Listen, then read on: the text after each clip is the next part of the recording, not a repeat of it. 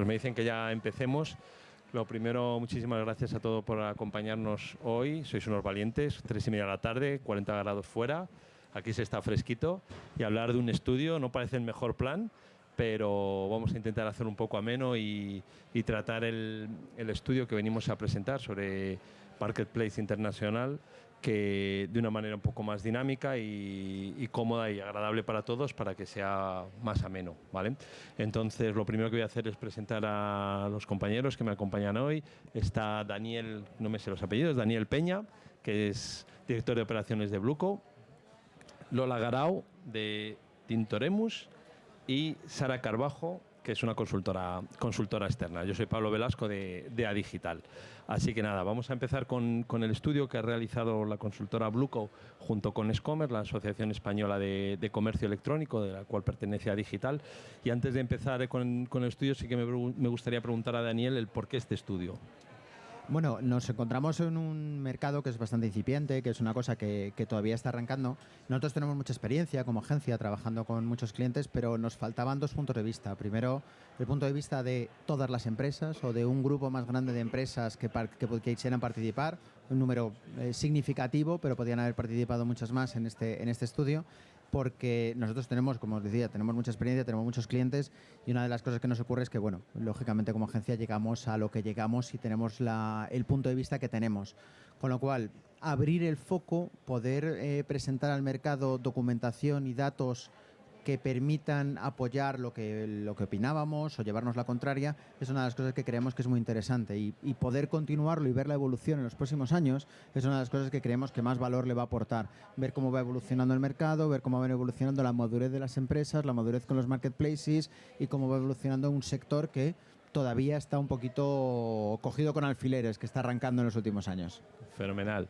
Pues bueno, aquí está el QR, por si algunos lo queréis descargar, porque nosotros vamos a ir un poco rápido sobre los datos, y lo que digo, ¿no? Nos vamos a centrar un poco más en hacer un poco de debate de algunos de los datos que van saliendo en el estudio. Voy a ver si soy capaz de manejarme con tantas cosas en la mano. No, he ido al revés, perdonad. Vale, pues como bien decía Daniel, lo primero comentar que es un estudio que se ha hecho sobre 48 empresas, y aquí hay un factor importante, ¿no? Que es que destaca la cantidad de fabricantes que hay, el 67%, y con una facturación elevada. Entonces, yo os lanzo una pregunta y vais contestando como entendáis, y vamos abriendo debate. Sobre estos datos del 67% de fabricantes, veíamos que los fabricantes están ganando protagonismo en los marketplaces, perdón. ¿Creéis que están ganando protagonismo frente a otros players? Bueno, sin duda, al final, si eres fabricante, pues tienes muchísimo más margen, ¿no? Entonces, yo entiendo que solo por una cuestión de margen, al final el fabricante, ¿no?, es realmente el que tiene más sentido, ¿no?, que esté en un marketplace. Ya sabemos, por ejemplo, que en marketplaces como Amazon, entre el coste que tienes que pagar a la plataforma, el coste logístico y costes ocultos, pues al final, si eres un distribuidor, pues difícilmente no vas a poder generar el beneficio. Claro, yo creo que era una tendencia natural del propio sector. Al final yo creo que el dolor de cabeza que hablamos todos son precisamente esos costes y ese daño a la rentabilidad, y donde tenemos que poner el ojo. Y justamente los fabricantes, para mí, han tardado mucho en darse cuenta de que ahí tenían un filón que quizá los otros, que ya partimos de su producto en nuestro almacén, digamos, estamos llevando a nuestra espalda, y ellos se ahorran, en cierto modo. Sí, resaltar también el caso de que el volumen de negocio de las empresas que han respondido a la encuesta es alto, precisamente porque son las que están más interesadas en este sector. Las empresas más pequeñas lo ven un poco como muy lejano, cuando no debería de ser así, y son las grandes empresas las que sí que lo tienen más en el radar y tienen la situación más en el radar. Eso, esperamos que en los próximos años ese número vaya cambiando y nos vayamos dando cuenta que también esta necesidad va bajando a las empresas con un volumen de negocio inferior. Vale, y además, respecto a los fabricantes, aunque sea adelantar un poco lo que también vamos a ver posteriormente, hablábamos de si, un poco con lo que decía Lola, es la entrada al mercado, al comercio cross-border online, o crees que es la única estrategia que van a tener, o después es un primer paso para luego ir por su cuenta? Para el fabricante. Para el fabricante. A ver, yo creo que es un primer paso porque por la fase en la que estamos, no por otra cosa. Sí que creo que podrían avanzar y que no es difícil que lo hagan, sobre todo porque ya hay manos a día de hoy de las que se pueden agarrar, que sabiendo que sus costes son menores, tienen mejores condiciones que otros que las agarramos con mucha fuerza. Entonces yo creo que al final esto es un primer paso. No quiere decir que no podamos competir, pero sí que quiere decir que nos llevan un poquito de ventaja a marcas como por ejemplo nosotros en moda, que pues al final tiramos de fabricante y cuando ya nos llega ya hay un margen que hemos perdido en cierto modo. No sé, ¿queréis añadir algo o libremente? ¿No? Vale. Bueno, el estudio, otra de las cosas que trata hoy es, a ver si ahora le doy bien, es la distribución regional. Como siempre, Europa más del 50% de las exportaciones o del comercio cross-border, y destaca claramente Francia. Aquí decimos, la pregunta es clara, ¿no? Francia sigue siendo la entrada, la puerta a Europa. Y luego otra segunda pregunta que comentábamos anteriormente, ¿no? ¿Dónde está el Reino Unido? ¿Qué ha pasado con el Reino Unido? Nos pasa aquí que probablemente esto sea un tema más que de e-commerce, sea un tema más sociopolítico, propiamente dicho. Cómo desde España se mira a Europa a través de Francia, cómo se le da la espalda a Portugal cuando no deberíamos estar haciéndolo, que no tiene tanto que ver con el e-commerce, tiene tanto que ver con un poco más de historia política correspondiente. La desaparición del Reino Unido es que de repente nos ponen una frontera, nos ponen trabas a la importación, a la exportación, y no es un mercado tan grande que te merezca la pena hacer el esfuerzo. Te merece más la pena hacer el esfuerzo de Estados Unidos, que tiene las mismas o más trabas. Pero claro, Estados Unidos es un mercado de 250 millones de personas que tiene mucho más margen para trabajar. Al final lo que nos damos cuenta es que para nosotros Francia es por donde entramos en Europa. Y lo que vemos más fácil culturalmente, lo que vemos más fácil incluso hasta cierto punto de idiomas, horarios, formas de trabajar, formas de vivir, nos acercamos mucho más a Francia o a Italia que a otros países europeos. Así que yo creo que más que de e-commerce esto es un tema de sociología y política e historia, más que otra cosa. Y también quizá que tiene un hábito de consumo parecido al nuestro y nos es muy fácil. La traba mayor para Francia probablemente es el idioma, porque ahí son bastante picky. Y yo creo que precisamente un marketplace de allí, que ya lo habla, que ya se ha molestado en cubrir esa necesidad, pues apoyarse en él es una maravilla, porque al final te está quitando el problema que tienes en tu propio e-commerce para que te acojan como marca francesa, sin ser tú nada de eso. Y yo creo que es un gran compañero, un marketplace para el mercado francés. Te lo facilita mucho y tú no has tenido ni que pensar, porque es muy parecido el consumo. Sí, además, bueno, pues ¿por qué está Francia y no está Portugal? También por un tema de número no de personas, de habitantes, ¿no? Al final, pues entiendo que para agencias es más importante dirigirse a un número de personas que sea pues más masa, ¿no? Donde tengan pues más posibilidades de vender, y el mercado portugués pues es más chiquitito. Incluso en Amazon comparten checkout con España, ¿no? No tienen un checkout propio los pobres portugueses, entonces al final pues lógicamente por eso salen a la cola. Y creo que me adelanto un poco a otra diapositiva que viene después, pero puede ser también, lo lanzo desde un poco la ignorancia, vamos a decir, que Amazon también sea el marketplace más importante en Francia, junto o no lo sé. Sí, pero también es el marketplace más importante en otros países, y yo creo que ahí no marca tanto la diferencia para el tema del país. Claro, yo me refería por esta diapositiva que venía ahora, ¿no? Que el 20% de las marcas concentran el 80% de sus ventas en Amazon, ¿no? Pero sí que es verdad que hay un 50% casi, que un 50% que vende menos del 20% o no vende, pero no sé si tendría también esa parte, esa vinculación, o lo que hablamos el otro día también, de si se está replicando el modelo de marketplace de España para salir fuera. Yo creo que lo que está ocurriendo es que estamos replicando el modelo de España. No vemos, desde el punto de vista estratégico, no estamos viendo lo que ocurre realmente en otro país, sino que asumimos que en el resto de los países Amazon es tan grande como en España y luego están los restos. En otros países Amazon sigue siendo el rey porque manda en todos los sitios, pero a lo mejor no con tanto volumen como en otros, o porcentaje de penetración como ocurre en España. Entonces, nos cuesta pensar que otro país sea diferente al nuestro, pero eso es algo que nos pasa con esto y con otras muchas cosas. Entonces, eso no creo que marque la diferencia para el país al que vas, pero sí que es cierto que marca la estrategia. Cuando hablamos de marketplaces internacionales, arrancamos con Amazon pero muchas veces las empresas se quedan en Amazon. Ese es el problema, quedarse en Amazon.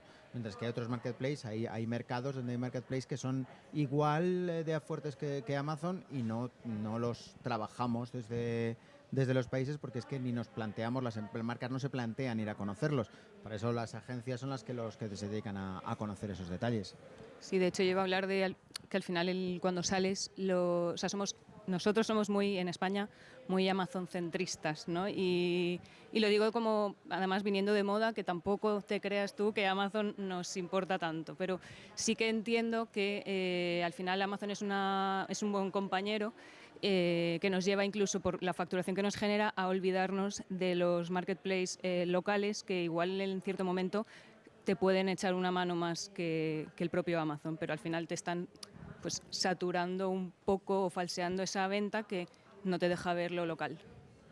Sí, desde un poco el punto de vista también estratégico, centrarse solo en un marketplace que sí, que te hará un 70% de tu facturación, pero no explorar el resto de los locales, al final no es un acierto, porque este marketplace te cierra. Hablábamos el otro día, por ejemplo, que te pueden cerrar la cuenta, por ejemplo. Entonces estás vendido al final a todo lo que es la operativa en ese marketplace, que sí, te puede ir bien y fenomenal, pero por lo que sea tienes algún problema y tu facturación realmente depende solo de ese marketplace. Entonces yo comparto un poco tanto lo que dice Lola como Daniel, que realmente tienes que tener un poco, pues al final todos los marketplaces de tu zona, pues un poco trabajados, ¿no? Por lo menos conocerlos y saber si tu producto encaja o no encaja. Y el elevado peso de las entidades que no tienen venta o muy poca, ¿está vinculado con que sean fabricantes y que estén en verticales? ¿O? Tiene una parte que ver con eso. Nosotros, por ejemplo, sabemos de varios casos de empresas que tienen productos que no encajan bien con Amazon, pues porque son repuestos. Tú puedes vender en Amazon, pero no es el sitio ideal para vender eso. O material que tiene que ver con productos para el baño, pues tu vertical no es Amazon. Aunque se venda en Amazon, tu vertical no es Amazon, es un Leroy Merlin, por poner un ejemplo de cosas donde te van a encajar mucho mejor. Entonces, el porcentaje de gente que no vende en Amazon tiene mucho más que ver con el producto que estás ofreciendo que con la estrategia como tal. Aunque también es cierto que hay un tema de márgenes, que Amazon es ligeramente más caro que el resto de los marketplaces, pero vamos, tampoco es que sea una diferencia abismal hoy en día, ¿eh? Nosotros podemos medir al detalle, al céntimo, los costes de todos los marketplaces y un poco más caro sí, mucho más caro no. Pues no sé si queréis aportar algo más. Nada. Seguimos, bueno, aquí hay una identificación por sectores, que no vamos a entrar mucho en ella, pero en esta sí, porque además yo creo que tenemos tres perfiles distintos, uno de consultoría, uno de empresa y otro de agencia, y justo se refleja un poco, ¿no?, los datos. Equipo compartido con e-commerce, no tiene equipo dedicado, no tengo las gafas, el 28%, creo recordar que era, y equipo específico de marketplace, el 23%. Aquí la pregunta es, ¿equipo propio, agencia, falta de talento? Ahí os dejo. Lo hablábamos al principio, Lola y yo. Normalmente muchas empresas lo que hacen al principio de su estrategia es contratar una agencia, porque al final es un recorrido que ya lo tienen hecho, ¿no? Al final, si tú estás intentando vender, por ejemplo, en un marketplace como Amazon, es muy exigente y realmente pues vas a perder mucho tiempo y mucho dinero si realmente lo intentas hacer tú desde el principio. Entonces, contratar una agencia, con esta agencia pues colaborar y después incluir tu propio equipo a colaborar con la agencia. Porque al final la agencia pues sabe de internacionalización, la agencia también te puede, todas esas batallas que tú pues te vas a ir encontrando, ellos se las han encontrado con muchos clientes. Entonces al final es un terreno que has ganado. ¿Pero vosotros, Lola, por ejemplo? Pues mira, me viene muy bien esto porque justamente nosotros ahora mismo vamos a empezar a abrir marketplaces. Yo he estado en otras marcas donde ya trabajaba, pero estamos justo abriendo. Y yo creo que al final lo que pasa es que la marca al principio intenta salvar como pueda, y te lo decía, hay veces que hasta llegas a tirar de marketing, ¿no? Es como, vamos a arrancar esto. Cuando arranca y ya empiezas a ver que hay algo ahí, te agobias. Y entonces ya correrás a buscar probablemente una agencia que te salve, porque ya vas tarde además. O sea, porque si igual tú hubieras contratado y no sé qué, pues igual tendrías otra situación. Pero si has salvado con el equipo de e-commerce, un poco de marketing, vamos a ver si el río suena, normalmente te encuentras un problemilla. Entonces, nosotros ahora mismo estamos justamente empezando y por suerte yo tengo experiencia por lo menos, pero sí que tiramos del equipo interno, con cabeza, porque yo soy consciente de que en no dentro de mucho, cuando queramos sobre todo amplificar, al principio te abres dos y bueno, ahí ya necesitas apoyarte en alguien y tienes las dos puertas, ¿no? Y en el pasado, por ejemplo, yo tenía equipo interno directamente, pero también por el volumen. Si al final yo creo que agencia tiene que ser en una primera fase y luego con el equipo interno muy de la mano, porque al final el equipo interno va a tener siempre una información y un yo que sé qué, que a la agencia le viene de perlas y ahí hay un buen tándem. Si lo externalizas a la agencia y te olvidas, sí que hay ciertas carencias que la marca puede perder, que normalmente todas las marcas estamos enfermas de la cabeza manteniendo con seguridad nuestra marca, ¿no? Entonces sí que ahí puedes perder un poco tu esencia. Entonces yo creo que va por fases del negocio. Hay un punto interesante en el trabajar con agencias o no, que es perdón, el conocimiento acumulado. Cuando trabajas con marketplaces tienes un montón de conocimiento de para qué vale este marketplace, qué dinámicas tiene, qué documentación te piden, qué país tienes que rellenar tal documento, tienes que tener el CIF dado de alta o no. Hay un montón de conocimiento acumulado que las marcas, pues, lógicamente todo el mundo tiene capacidad de acumular, ¿no? Esto no es construir un cohete espacial. Pero las agencias aportan el ya conocerlo. El ya conocerlo e incluso si aparecen cosas nuevas, tener la capacidad de conocimiento de decir, esto es nuevo, pero se parece a esto, que esto, solucionado en 5 minutos. Entonces, esa es donde una de las cosas que más creo que las agencias pueden aportar en el mercado de marketplaces, la capacidad de adaptación a un mercado que no es uniforme. Conocemos el mercado español, sabemos cómo funciona el IVA español, sabemos cómo funciona el CIF español, pero en cuanto te sales fuera, de repente tienes un nuevo CIF que tienes que trabajar con IVA o SS, cuál es el impuesto que trabajas. Entonces, a veces hay gente que eso se le hace un mundo. Entonces, para eso existe gente especializada en ayudarte a internacionalizar. Lo dicho, esto no es construir un cohete, son cosas que cualquiera puede aprender, pero el conocimiento acumulado que te puede aportar una agencia es brutal. Teniendo en cuenta una cosa importantísima, como contaba Lola, que necesitas realmente que la empresa esté involucrada. Si el fabricante, distribuidor, si la empresa no está involucrada, la agencia desde fuera no puede hacer milagros. No puede hacer no se pueden hacer milagros porque no controlas precios, no controlas el buy box, no controlas muchas cosas. Y por mucho que digas, no, mira, tengo la cuenta perfectamente estructurada, no falta documentación, tienes todo legalmente hecho, resulta que no me estás dando los productos de esta temporada porque a tu departamento se le ha olvidado que estamos aquí para que nos des el listado de los productos de esta temporada, con lo cual, y me estás dando precio del distribuidor que menos vende, cuando me tendrías que dar ese otro precio para poder ganar el buy box. Entonces, necesitas una colaboración muy estrecha entre los dos para que funcione. Pero vamos, la prueba es que funciona. Muy bien. Y creo que está muy vinculado con esto, también por lo que decía Lola, porque lo que decía Sara también anteriormente, que es el momento, ¿no?, en el que estamos, que a lo mejor estamos empezando, porque es que no tengo las gafas, insisto, perdonadme, no me acuerdo, casi para el 40% había crecido significativamente, pero significa solo menos del 20% de la facturación para el 60% de las empresas, ¿no? Quizás sea lo que ha salido ya varias veces, ¿no?, que es un momento incipiente, que están empezando. Sí. Y se vincula también con lo del talento que veíamos antes. A mí me va a encantar ver esta diapositiva el año que viene con la evolución y en los próximos años, ver cómo va cambiando. Porque esto es una foto. Como foto indica poco. Lo que necesitamos es un vídeo. Y el vídeo va a ser cómo va a ir evolucionando esto y cómo va a ir cambiando. Probablemente el porcentaje de crecimiento sea cada vez menor, porque según va madurando el mercado, pero el peso del marketplace en la facturación total va a tener que ir creciendo poco a poco, porque queremos crecer y es una de las formas de crecer. Pero va a seguir creciendo o va a ir permitiendo que abran canal directo. El canal directo es complementario. O sea, no hay ninguna razón por la cual una empresa que crezca en marketplaces internacionales no pueda abrir también canal directo y sea un complemento. Además, no son los mismos, tienden a no ser los mismos compradores, no se canibalizan, los canales directos necesitas crear marca, que la has creado antes en el marketplace. Entonces, bueno, no creemos que sea una competencia mala, pero en cualquier caso, bienvenida sea. O sea, si ahí está, son ventas, es negocio, es bueno para todos.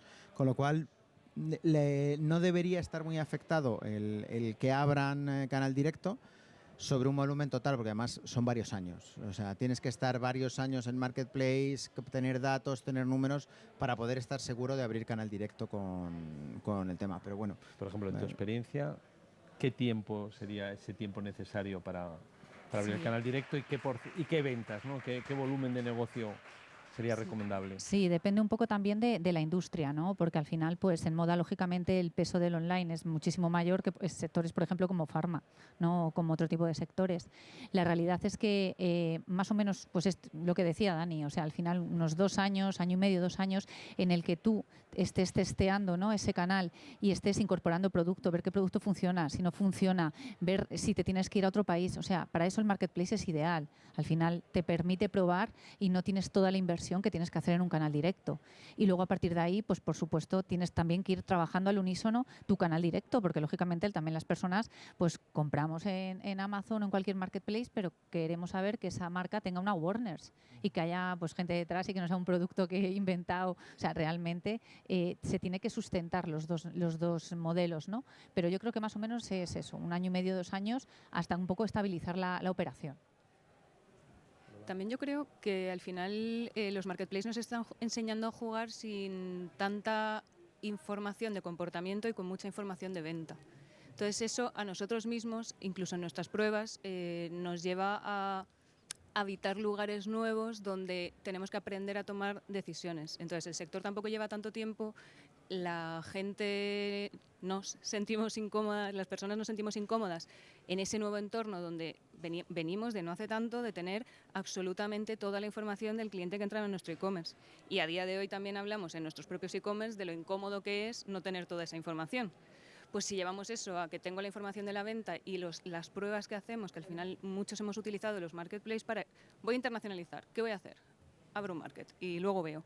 Y se han usado mucho para eso, entonces al final yo creo que eso impacta en estos datos y como dice Dani, lo iremos viendo porque todo esto se va a ir asentando. Al final yo creo que todos hemos estado prueba de error, no sé muy bien, vamos a probar, vamos a ver y entonces yo creo que eso en 1 año veremos un comportamiento, un cambio y así sucesivamente. Fantástico, pero para eso vamos a tener el estudio, o sea, de los próximos años.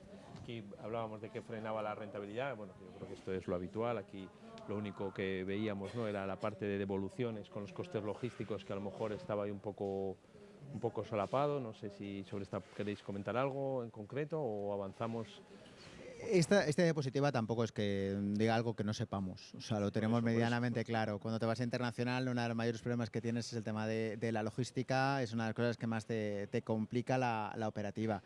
Y al final volvemos a otra cosa parecida, lo que te está sacando es la viabilidad, se basa muchas veces en la rentabilidad, pero no solo, porque hay empresas que trabajan la internacionalización desde un punto de vista de marketing, desde un punto de vista de branding, igual que puedes abrir una flagship store en la Gran Vía de Madrid sabiendo que vas a palmar pasta a expuertas, pues a lo mejor dices, oye, pues me voy a abrir una tienda, una store en Amazon Francia, voy a poner productos a precio que sé que por los costes de envío me va a costar dinero, pero voy haciendo marca. Entonces a lo mejor eso también es una de las cosas que tienes que tener en cuenta. Lo importante es tomar la decisión sabiendo qué decisión tomas. No irte a Francia a vender con los mismos precios que en España, esperando la misma rentabilidad, cuando los costes de envío no son los mismos. Entonces, ese es uno de los trucos de la operativa. Si tomas las decisiones basadas en datos, sentido común, estrategia y objetivo a largo plazo, oye, pues cualquier decisión es perfectamente válida. El problema es cuando te encuentras con el voy a poner esto, espera, voy a decir que lo pongo en el paneuropeo. Venga, sí, ala. Y de repente dices, ya me he internacionalizado. He puesto este producto en el programa paneuropeo de Amazon, ya soy una empresa internacional. Así de casos, de gente que hace estas cosas. Esa es una de las cosas que en esta encuesta no se ve, en el día a día sí que se ve de gente que, bueno, pues oye, he empezado, venga, vamos a seguir. Vamos a seguir. Fenómeno. Vamos a ir un poco más rápido porque se nos acaba el tiempo y quería llegar a esta diapositiva que era la de las fricciones. Estaba la logística, la adaptación del catálogo, pero hay que vincularla, yo creo, claramente con la fiscalidad y la normativa europea. Para vosotros, dentro de las fricciones, primero, bueno, yo creo que todos meteríamos lógicamente el tema fiscal, ¿Y qué puede tener más peso? ¿Cómo veis esta? Depende un poco del sector, pero la regulación, por ejemplo, en el sector de farma es muy importante, ¿no? No puedes vender todos los productos de la forma que quieres, no puedes hacer marketing sobre todos los productos. Entonces, la realidad es que tienes que adaptarte, ¿no? Y adaptarte, y muchas veces los marketplaces también te cambian de repente las normas, porque es así, o sea, de repente tú tienes un camión con producto que lo envías al FBA de Amazon y de repente te dicen que no puede entrar porque tienen que seguir las etiquetas de los productos X normativa. Y eso es de ayer o de hace 3 días, cuando tu camión ya había salido de... Entonces, la realidad es que nos tenemos que adaptar un poco a todo este sistema, y yo creo que el tema de regulación, dependiendo de la industria, pesa muchísimo. Y bueno, el tema fiscal, por supuesto. Al final todos sabemos que, lo comentaba también Dani, con el tema de los IVAs, tenerte que adaptar al IVA de cada país, porque para vender 4 cosas en un país no necesitas IVA, pero realmente cuando tu operación ya empieza a ser grande y la tienes que escalar, ya necesitas empresas que te ayuden a solucionar esa parte.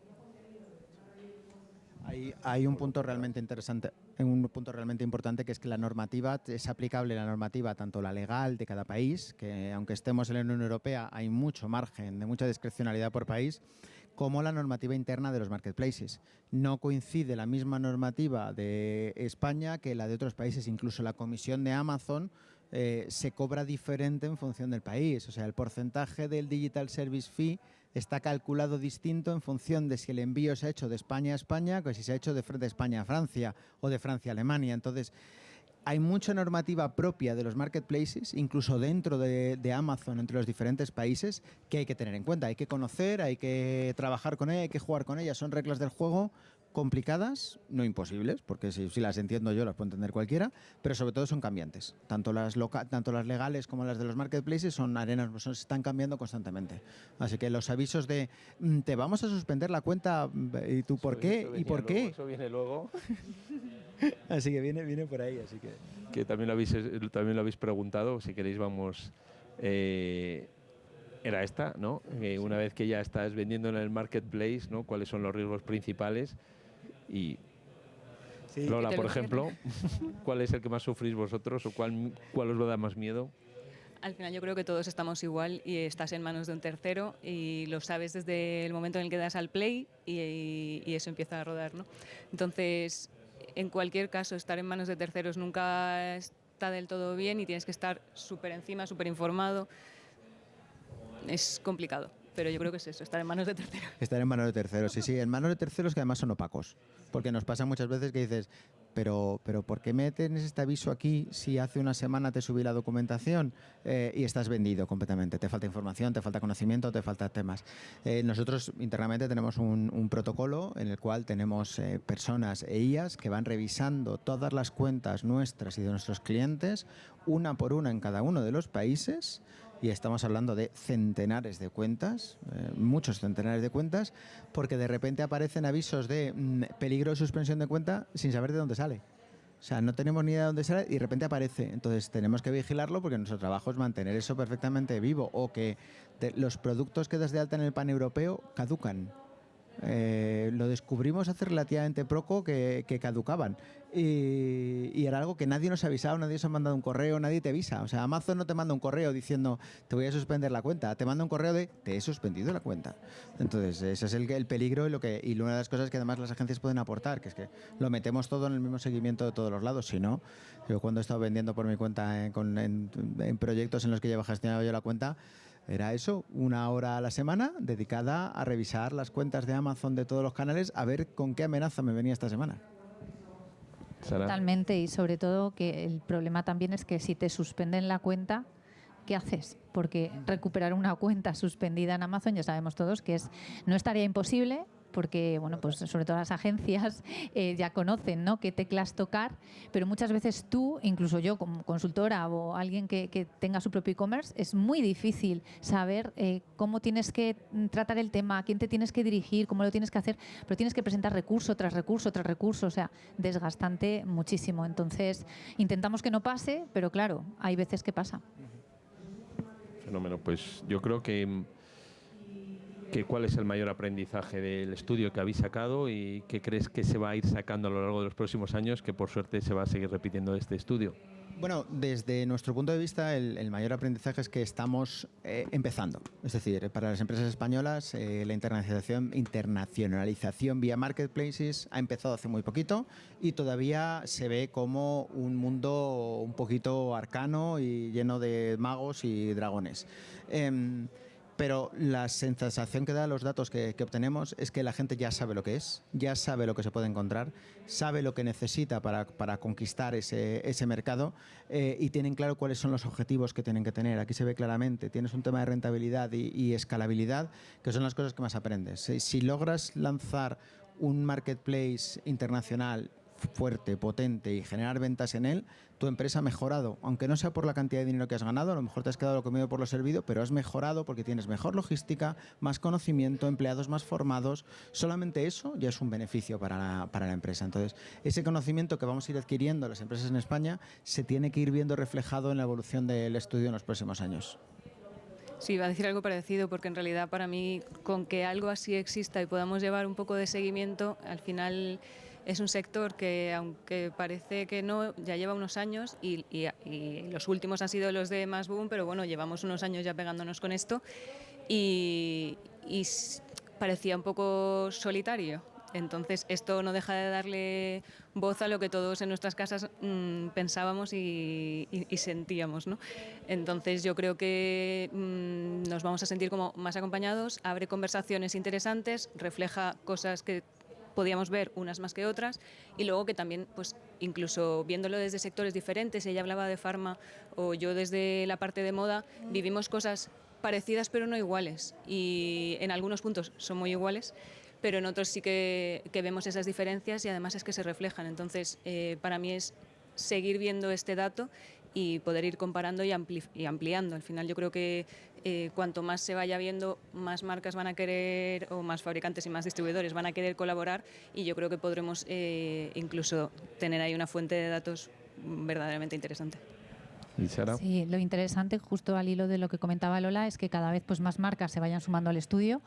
De distintas verticales sería lo ideal, ¿no? Porque así podemos poner un poco la realidad, ¿no? de cada una de ellas, incluso en algún momento, quién sabe, a lo mejor incluso verticalizar el propio documento, ¿no? Porque, oye, pues los problemas es cierto que muchos coinciden, pero otros, por ejemplo, la parte regulatoria en farma es muy, muy pesada, entonces, que a lo mejor no la tiene la parte de moda. Entonces, yo creo que sacar a la luz todos estos insights nos viene bien, sin duda, al sector y, bueno, lo ideal es darle continuidad y que vaya creciendo. Pues nada, yo creo que no sé si tenéis alguna pregunta para Daniel, para Sara, para Lola. Si no, voy a ver si soy capaz. Iba a poner otra vez el QR, por si alguno tenéis interés en descargarlo, esta primera edición, y luego vendrán siguientes, como decíamos. Y no sé si hay alguna cuestión que tengáis. Pues nada, muchísimas gracias a los tres. Con que estén despiertos nos vale, ¿eh? Y gracias a todos por habernos acompañado. Muchas gracias. Gracias.